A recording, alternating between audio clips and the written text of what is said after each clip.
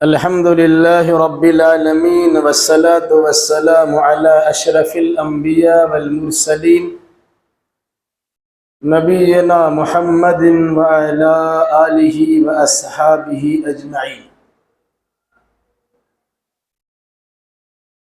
أعوذ بالله من الشيطان الرجيم. بسم الله الرحمن الرحيم. قل أعوذ برب الناس ملك الناس إله الناس من شر الوسواس الخناس الذي يوسوس في صدور الناس من الجنة والناس. اس سورہ کا نام ہے سورہ ناس. ناس کے معنی ہوتا ہے انسان. اس سورہ میں 5 مرتبہ لفظ ناس آیا ہے اور اسی لفظ ناس کو اس سورہ کا نام رکھا گیا. یہ سورہ مکی ہے اور مضمون سے اندازہ ہوتا ہے کہ سورہ کا نزول اس وقت ہوا تھا جب مخالفین نے اللہ کے نبی صلی اللہ علیہ وسلم کی مخالفت کرنا شروع کر دیا تھا. سورہ فلق اور سورہ ناس ایک ساتھ اتاری گئی تھی جس کا مقصد لوگوں کو اللہ کی پناہ میں چلا جانا ہے. اس سورہ کا خاص اور مرکزی مضمون یہی ہے کہ انسان ہر قسم کی فتنہ سامانی سے بچنے کے لیے اللہ کی پناہ میں چلا جائے. اور جس انسان کو اللہ کی پناہ مل جاتی ہے پھر وہ انسان دنیا کے ہر رنج و غم سے محفوظ ہو جاتا ہے.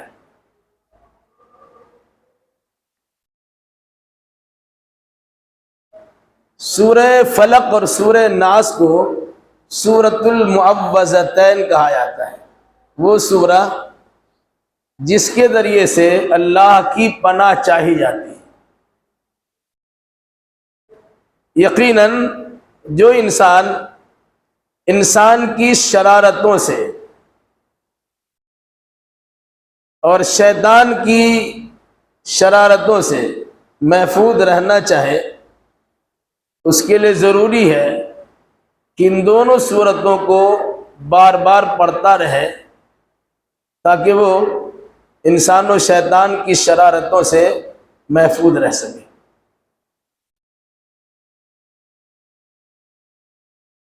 سورہ فلق میں آپ نے دیکھا کہ صرف ایک چیز سے پناہ مانگی گئی. 3 چیزوں سے پناہ مانگی گئی ہے لیکن اللہ کی ایک صفت کا تذکرہ ہے. پناہ 3 چیزوں سے مانگی گئی ہے لیکن جس سے پناہ مانگی گئی یا جس کی پناہ مانگی گئی اس کی صرف ایک صفت کا تذکرہ کیا گیا. سورہ ناس میں ایک چیز سے پناہ مانگی گئی ہے لیکن جس کی پناہ مانگی گئی ہے اس کی 3 صفتوں کا تذکرہ ہے. وجہ کیا ہے؟ اس حقیقت کو سمجھیے. سورہ فلق میں دنیاوی نقصانات سے بچنے کے لیے اللہ کی پناہ چاہیے اور سورہ ناس میں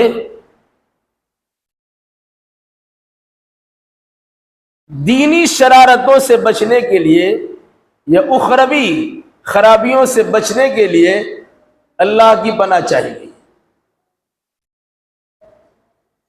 سورہ فلق میں بات آئی تھی صبح کے رب کی قسم، صبح کے رب کی میں پناہ میں آتا ہوں. صبح کے رب کی میں پناہ میں آتا ہوں ہر مخلوق کی شرارت سے بچنے کے لیے. پھر 3 مخلوق کا خاص طور سے تذکرہ کیا گیا تھا رات کی تاریکیوں کی خرابی سے بچنے کے لیے جب رات چھا جائے، گروہوں میں بھونکنے والے کی شرارتوں سے بچنے کے لیے جب وہ گرہ لگا کر مختلف قسم کی ترکیب کرنا شروع کر دیں، اور حسد کرنے والے کی شرارتوں سے محفوظ رہنے کے لیے جب بھی وہ حسد کرے ہم اللہ کی پناہ میں آتے ہیں۔ تو بطور خاص تین مخلوقات کی شرارتوں سے بچنے کے لیے جب اللہ کی پناہ میں آنے کی بات آئی تو اللہ کی صرف ایک صفت کا تذکرہ کیا گیا، قل اعوذ برب الفلق۔ سورہ ناس میں کہا گیا قل اعوذ برب الناس، اے نبی کہیے میں لوگوں کے رب کی پناہ میں آتا ہوں،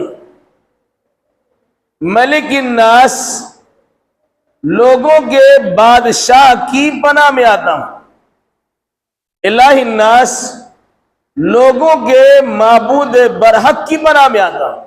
اللہ کے تین صفتوں کا تذکرہ ہوا، لوگوں کا رب، لوگوں کا بادشاہ اور لوگوں کا معبود۔ پناہ کس چیز جائے گئی؟ صرف ایک چیز کی پناہ ہے، من شر الوسواس الخناس، وسوسہ ڈالنے والے کی شرارت سے، جو وسوسہ ڈالتا ہے اور چھپ جاتا ہے۔ غور کیجئے گا، وسوسہ وربزن زلزلہ، زلزلہ میں حرکت مستقل ہوتی رہتی ہے، اس طریقے سے وسوسہ بھی مستقل ڈالا جاتا ہے، ایک بار ڈال کے نہیں چھوڑ دیتا، وسوسہ بار بار ڈالا جاتا ہے، جس طرح زلزلہ میں حرکتیں بار بار ہوتی ہیں۔ پھر وسوسہ ڈالنے والا الخناس ہے، خناس جو وسوسہ ڈالتا ہے اور پیچھے ہٹ جاتا ہے، جو وسوسہ ڈالتا ہے پھر چھوڑ دیتا ہے، وسوسہ ڈالتا ہے پھر کچھ دیر خاموش رہتا ہے۔ الوسواس وسوسہ ڈالنے والا، الخناس وسوسہ ڈال کر پیچھے ہو جانے والا یا چھپ جانے والا۔ خناس کا ایک معنی ہے دور بھاگنے والا، وسوسہ ڈالا اور دور بھاگ گیا۔ اللہ کا جب نام لیا جاتا ہے تو شیطان دور بھاگ جاتا ہے۔ آپ نے حدیث سنی ہوگی، جب مسجد میں مؤذن اذان دیتا ہے تو شیطان اتنا دور چلا جاتا جتنی دور اذان کی آواز نہیں جاتی، جہاں تک آواز آ رہی ہے آگے جا کے شیطان انتظار کرتا ہے، پھر اذان ختم شیطان مسجد میں چلا آتا ہے، پھر اقامت ہوتی ہے، اقامت ہونے کے بعد پھر شیطان مسجد سے بھاگ جاتا ہے، اقامت ختم ہوتی ہے پھر شیطان چلا آتا ہے۔ اسی طریقے سے جب کبھی جہاں کہیں اللہ کا نام لیا جاتا ہے تو شیطان یا تو چھپ جاتا ہے یا وہاں سے بھاگ جاتا ہے۔ جیسے اس حدیث میں اگر اپنے گھر کا دروازہ بسم اللہ پڑھ کے بند کرتے ہیں تو شیطان تو آپ کے ساتھ آپ کے دروازے تک آیا، لیکن اللہ کا نام لے کے دروازہ کھولا اور بند کیا تو شیطان باہر رہ جاتا ہے، کہ اللہ کے نام سے شیطان دور ہو جاتا ہے۔ اسی طریقے سے دسترخوان آپ نے بچھایا ہے، کھانا لگا دیا، کھانے کی تیاری ہے، آپ نے بسم اللہ پڑھ دیا تو شیطان دسترخوان سے دور رہتا ہے، گویا اللہ کا نام سن کر اللہ کا نام لینے کے نتیجے میں شیطان بھاگ جاتا ہے، دور ہٹ جاتا ہے۔ اس وسوسہ ڈالنے والے کی شرارت سے بچنے کے لیے جو وسوسہ ڈال کر چھپ جاتا ہے یا وسوسہ ڈال کر ہٹ جاتا ہے؟ یہ وسوسہ ڈالتا کہاں ہے اور وسوسہ ڈالتا کیسے ہے؟ فرمایا الذی یوسوس فی صدور الناس، یہ لوگوں کے سینوں میں وسوسہ ڈالتا ہے۔ دل ہے، دل سینے کے کھول میں ہے، ڈائریکٹ شیطان دل پہ حملہ نہیں کرتا ہے، بلکہ وسوسہ اس کا سینے پر ہوتا ہے، اور وسوسہ اتنا زیادہ ہوتا ہے کہ پھر اس کا اثر اس کے دل تک پہنچ جاتا ہے۔ اب دل یا تو اسے قبول کرتا ہے یا اسے چھڑک دیتا ہے۔ الذی یوسوس فی صدور الناس، جو لوگوں کے سینوں میں یا لوگوں کے دلوں میں وسوسہ ڈالتا ہے۔ وسوسہ ڈالتا کیا ہے؟ سب سے پہلا وسوسہ شیطان کا ہوتا ہے کہ آدمی شرک اور کفر کرے، توحید سے اور اسلام سے برگشتہ کرتا ہے اور شرک و کفر کا وسوسہ ڈالتا ہے۔ اگر آدمی شرک و کفر میں مبتلا نہیں ہوتا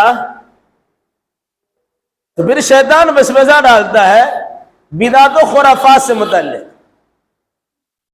یہ شرک نہیں کیا چھوڑو، بدعت کر لو، سنت چھوڑ دو۔ دوسرا وسوسہ اس طرح ہوتا ہے۔ پھر شیطان دیکھتا ہے کہ بدعت سے متعلق بھی ہمارا وسوسہ کارگر نہیں ہوتا، کارگر نہیں ہوتا، تو پھر شیطان وسوسہ ڈالتا ہے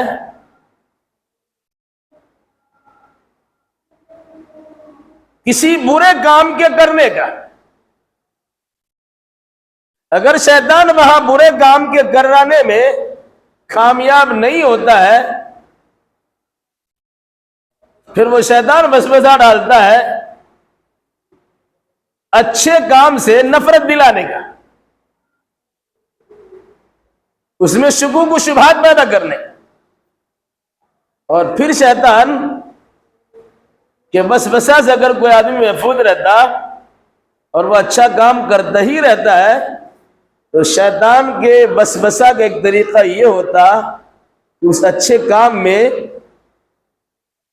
شیطان انسان کو دکھاوا، ریا و نمود کی طرف لے جاتا ہے، جس کے نتیجے میں اس کی ساری عبادتیں رائے گا اور برباد ہو جاتی ہیں۔ فرمایا من شر الوسواس الخناس، وسوسہ ڈالنے والے کی شرارت سے بچنے کے لیے اللہ کی پناہ میں آتا ہوں، جو وسوسہ ڈالتا ہے اور چھپ جاتا ہے، وسوسہ ڈالتا ہے اور ہٹ جاتا ہے، وسوسہ ڈالتا ہے اور مستقل وسوسہ ڈالتا رہتا ہے۔ الذی یوسوس فی صدور الناس، جو لوگوں کے سینوں میں وسوسہ ڈالتا ہے۔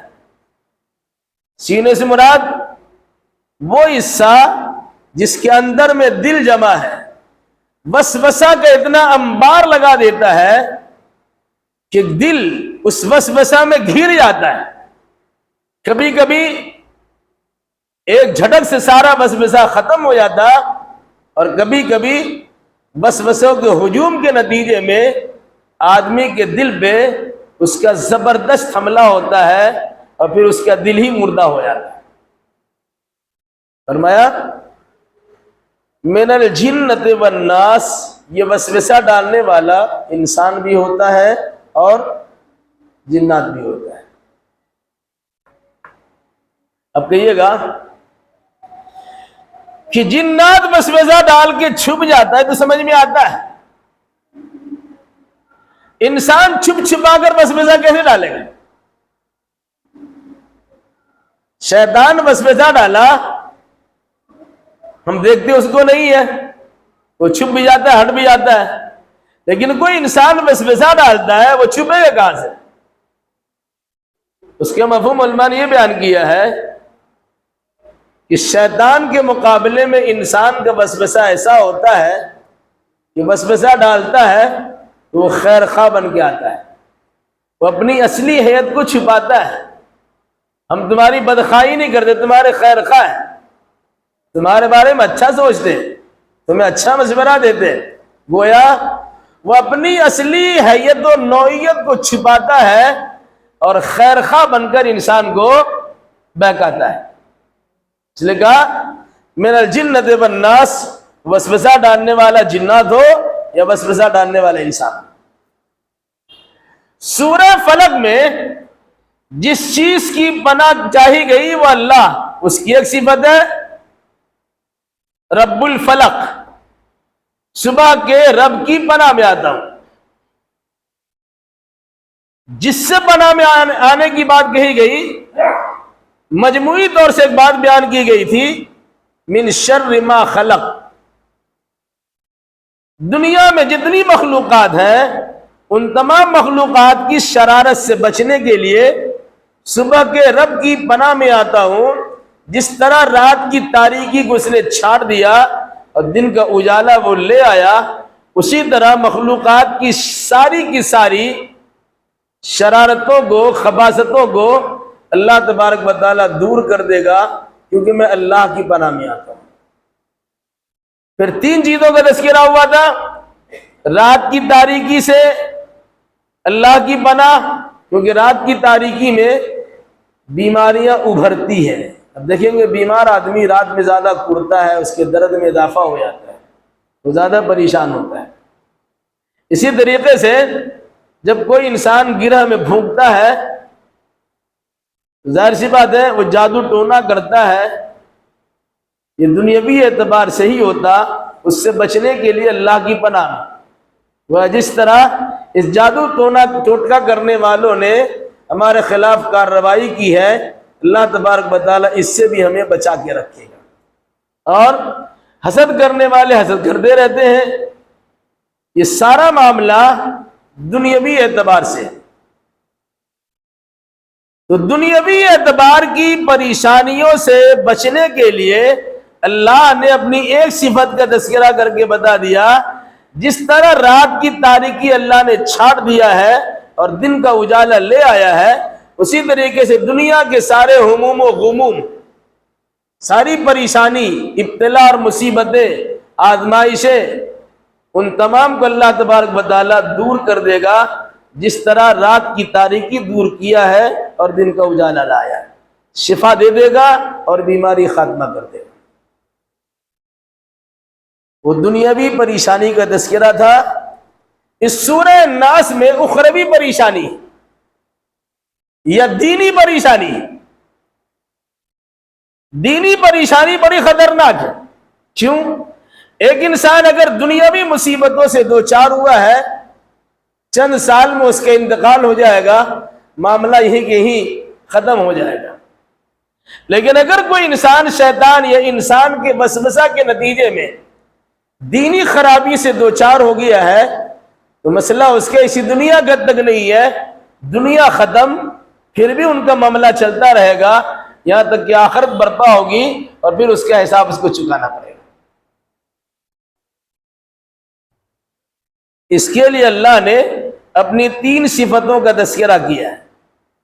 پہلی بات رب الناس، اللہ لوگوں کا رب ہے۔ رب کا معنی ہوتا ہے نگہبانی کرنے والا، نگرانی کرنے والا، دیکھ ریکھ کرنے والا۔ اس لیے اللہ کی صفت کیا ہے؟ رب العالمین، سارے جہان کا رب ہے۔ اللہ نے پیدا کیا، خالق ہے۔ اللہ کی کون سی مخلوق کس حالت میں کہاں کہاں پر ہے، سب کی نگرانی اللہ تبارک و تعالیٰ کر رہا ہے۔ یہاں ساری مخلوق سے متعلق بات نہیں ہے بطور خاص، چونکہ یہ وسوسہ خاص طور سے انسان کو ڈالا جاتا ہے، اس لیے رب الناس کا تذکرہ ہوا ہے۔ قل اعوذ برب الناس، لوگوں کے رب کی پناہ میں آتا ہوں۔ ملک الناس، ساری کائنات کا بادشاہ اللہ ہے۔ آسمان و زمین میں جتنی بھی مخلوقات ہے وہ سب کی سب اللہ کی ملکیت میں ہے، سب کا مالک اللہ ہے۔ لیکن بطور خاص اللہ نے ملک الناس کہا اس آیت میں کہ لوگوں کے مالک کے پناہ میں آتا ہوں۔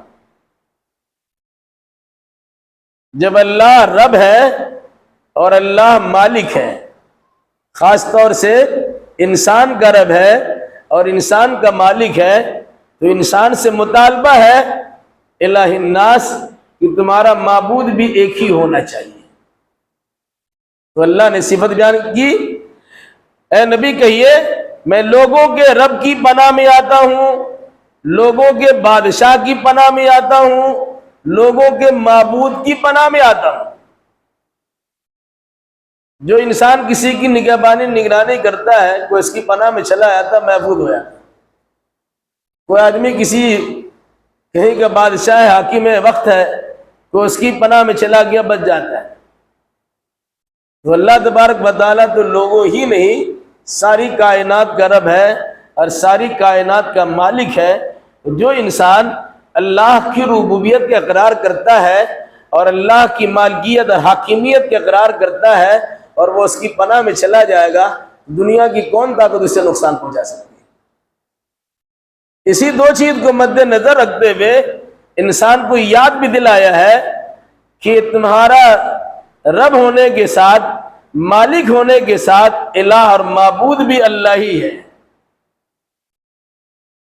پناہ میں آنا یہ بھی عبادت ہے، کسی سے پناہ چاہ لینا یہ بھی عبادت ہے۔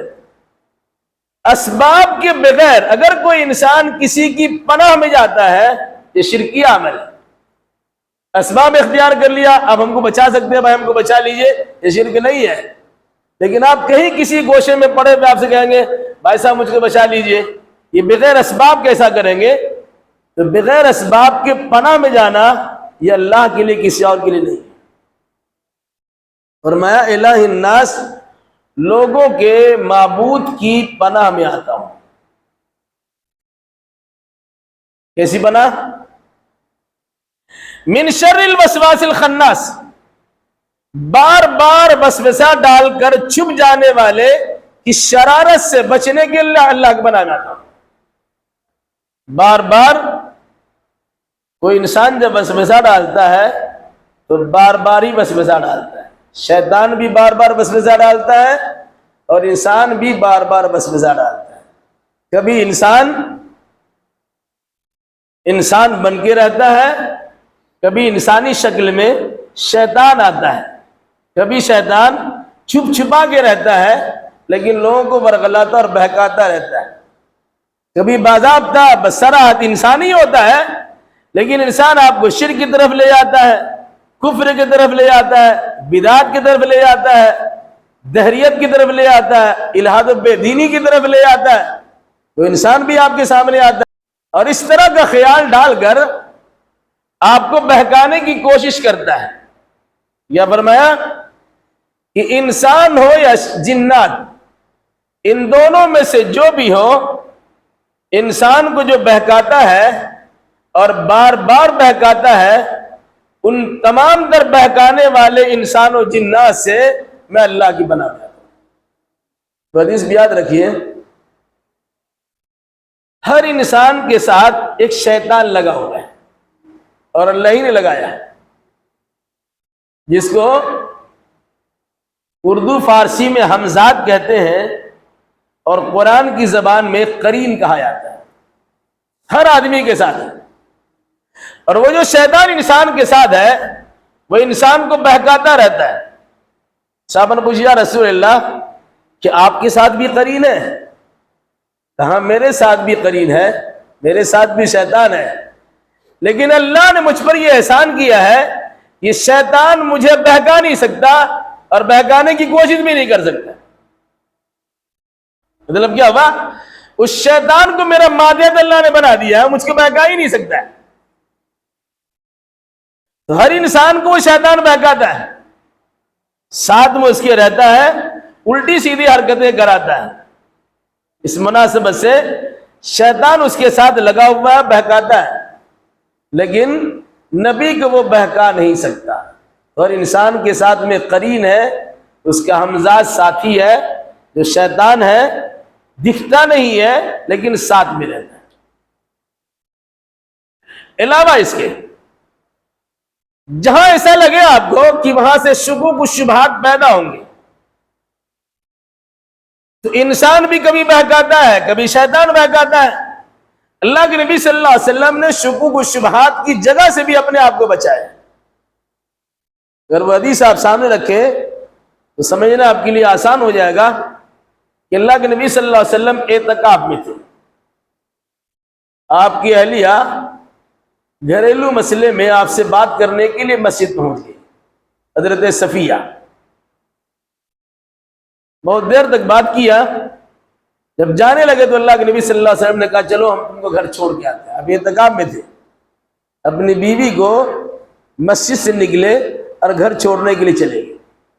راستے میں دو انصاری صحابی سے ملاقات ہوئی، ان دو آدمیوں نے دیکھا کہ اللہ کے نبی صلی اللہ علیہ وسلم ایک خاتون کے ساتھ رات میں مسجد سے باہر نکل رہے ہیں اور گھر کی طرف جا رہے ہیں۔ نبی کا معاملہ تھا، چاہتے تو اسے مسئلہ گزار دیا جاتا، لیکن آپ نے ان دونوں صحابیوں کو روکا، ادھر آؤ، کہا یہ میری بیوی ہے، گھریلو مسئلے میں مجھ سے گفتگو کرنے کے لیے گھر مسجد میں آئی تھی، اب میں انہیں گھر چھوڑنے کے لیے جا رہا ہوں۔ تو صحابہ نے کہا رسول اللہ آپ کے بارے میں ایسا گمان بھی نہیں کر سکتے، کسی عورت کے ساتھ آپ رات میں جائیں ایسا سمجھ نہیں سکتے۔ فرمایا ان الشیطان یجری من الانسان مجری الدم، شیطان انسان کے رگ و ریشے میں اسی طرح دوڑتا ہے جس طرح نسوں میں خون دوڑتا ہے۔ آج میں نے معاملہ صاف اس لیے کرا دیا، کل ہو سکتا ہے کہ شیطان تمہارے دل میں خیال پیدا کرا دے ہم نے نبی کو رات میں ایک عورت کے ساتھ دیکھا ہے، ہم اس کی صفائی ستھرائی کہاں تک دینے جائیں گے؟ اس لحاظ سے میں نے ابھی اس کی صفائی کر دی ہے، میری بیوی ہے، میں ان کو گھر چھوڑنے جا رہا ہوں۔